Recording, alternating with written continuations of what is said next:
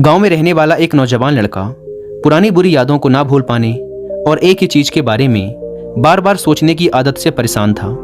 अगर उसे कोई कुछ कह देता या फिर उसके साथ कुछ थोड़ा सा भी गलत हो जाता तो वो बस उसी एक घटना के बारे में पूरे दिन सोचता रहता।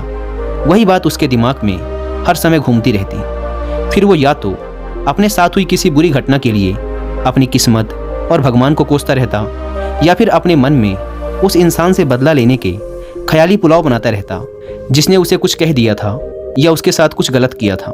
अपने इस ज़्यादा सोचने की आदत की वजह से ना तो लोगों के साथ उसके अच्छे रिश्ते थे और ना ही वह किसी काम को अच्छे से कर पाता था।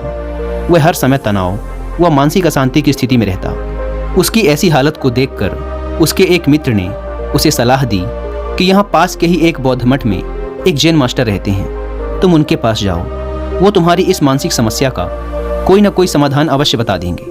वह नौजवान लड़का जैन मास्टर के पास जाता है और अपनी समस्या उन्हें बताता है कि कैसे वो एक ही घटना के बारे में बार बार सोचता रहता है और पुरानी बुरी बातों व यादों को भूल नहीं पाता।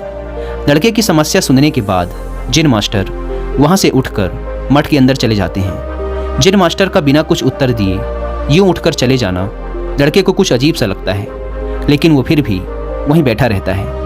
थोड़ी देर बाद वह देखता है कि जैन मास्टर मिट्टी की गिलास में पानी भरकर उसकी तरफ चले आ रहे हैं। जैन मास्टर लड़के के पास आकर खड़े हो जाते हैं तो लड़का भी उनके सामने खड़ा हो जाता है। जैन मास्टर लड़के से पूछते हैं, बताओ इस गिलास का वजन कितना होगा? लड़के ने कहा, मैं एकदम सटीक तो नहीं बता सकता, लेकिन इस गिलास का वजन बहुत ही कम है। अब जैन मास्टर ने गंभीर होकर कहा, मेरा प्रश्न ये है कि अगर मैं इस गिलास को थोड़ी देर तक ऐसे ही पकड़कर खड़ा रहूं तो क्या होगा? लड़के ने कहा, कुछ भी नहीं होगा। जैन मास्टर ने फिर पूछा, अगर मैं इस गिलास को इसी तरह 1 घंटे तक पकड़ कर रखूं तो क्या होगा? आपके हाथ में दर्द होना शुरू हो जाएगा। लड़के ने कहा। जैन मास्टर ने फिर प्रश्न किया, अगर मैं इस गिलास को ठीक इसी तरह पूरे दिन पकड़ कर रखूं तब क्या होगा? आपके हाथ में बहुत ही भयंकर दर्द होना शुरू हो जाएगा। आपका हाथ सुन्न भी हो सकता है, आपकी मांसपेशियों में भारी तनाव आ सकता है और यहाँ तक कि आपके हाथ को लकवा भी मार सकता है। लड़के ने गंभीर शब्दों में कहा। जैन मास्टर ने कहा, बहुत बढ़िया, लेकिन क्या इस दौरान ग्लास का वजन बदला? लड़के ने कहा, नहीं, वजन तो नहीं बढ़ा। तब भला हाथ में दर्द और मांसपेशियों में तनाव क्यों आया? जैन मास्टर ने पूछा। बहुत समय तक पकड़े रहने के कारण, लड़के ने जवाब दिया। जैन मास्टर ने फिर प्रश्न किया, अब इस दर्द से छुटकारा पाने के लिए मैं क्या करूं? ग्लास को नीचे रख दीजिए। लड़के ने कहा। जैन मास्टर ने कहा, बिल्कुल सही, और जीवन की परेशानियां भी कुछ इसी तरह होती हैं। इन्हें कुछ देर तक अपने दिमाग में रखिए और लगेगा कि सब कुछ ठीक है।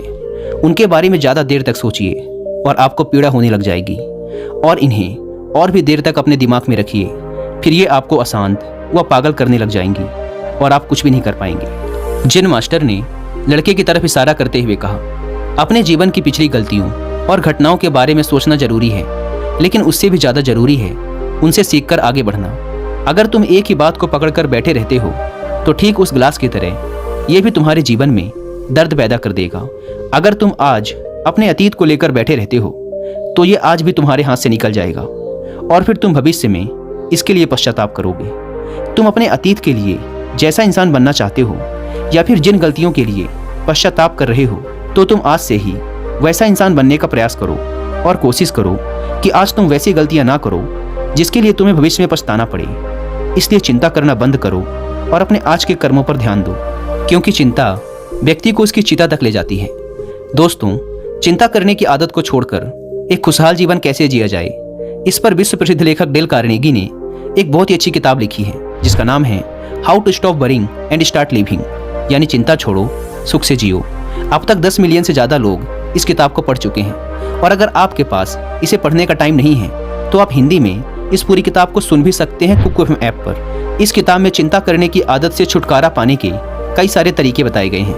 मैंने भी इस किताब को 2 बार सुना है, और अगर आप चाहें तो आप भी कुकू एफएम को डाउनलोड करके ये किताब और ऐसी ही हजारों किताबों को ऑडियो फॉर्म में सुन सकते हैं, वो भी अपनी मनपसंद लैंग्वेज में। कुकू एफएम, जो कि इंडिया का सबसे बड़ा ऑडियो बुक प्लेटफॉर्म है, उसके पूरे साल भर का सब्सक्रिप्शन पड़ता है सिर्फ 399 रुपीज़ का, लेकिन इसमें भी आप 200 रुपये बचा सकते हैं अगर आप यूज़ करते हैं कूपन कोड WI200, और आपको इसका ईयरली सब्सक्रिप्शन पड़ेगा 399 की बजाय सिर्फ 199 रुपीज़ में।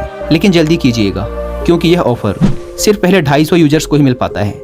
ऐप को डाउनलोड करने की लिंक भी आपको डिस्क्रिप्शन एंड फर्स्ट कमेंट पर मिल जाएगी।